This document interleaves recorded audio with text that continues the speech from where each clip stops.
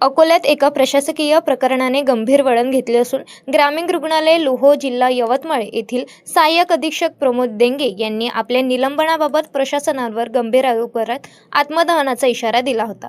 मिळालेल्या माहितीनुसार जिल्हा स्त्री रुग्णालय अकोला येथे कार्यरत असताना शासनाची रक्कम भरल्यास झालेल्या कथित विलंबनामुळे त्यांना निलंबित करण्यात आले। मात्र संबंधित खर्च हा शासनाच्या कामासाठीच झालेला असून त्याबाबत आवश्यक कागदपत्रे व सविस्तर स्पष्टीकरण सादर केले असल्याचा त्यांचा दावा आहे। तरी देखील निलंबनाची कारवाई करण्यात आल्याने त्यांनी म्हटले आहे की 15 सप्टेंबर 2025 पासून वेतन व निर्वाह भत्ता मिळालेला नसल्याने आपण गंभीर आर्थिक अडचणीत सापडल्याचे त्यांनी सांगितले।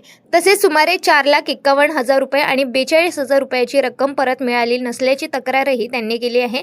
चौकशी अहवाल उपलब्ध करून न देणे, संगनमत व पदाचा गैरवापर झाल्याचे आरोप करत निलंबन रद्द करून थकीत वेतन देण्याची त्यांनी मागणी केली आहे। या दरम्यान आज अकोल्यातील आरोग्य उपसंचालक कार्यालयात आत्मदहनाचा इशारा दिल्यानंतर पोलिसांनी वेळीच हस्तक्षेप करून परिस्थिती नियंत्रणात आणली। कोणतीही अनुचित घटना घडू नये या प्रकरणात प्रशासनाची अधिकृत भूमिका अद्याप समोर आलेली नसून निष्पक्ष चौकशी व संवादातून तोडगा निघण्याची अपेक्षा व्यक्त केली जाते।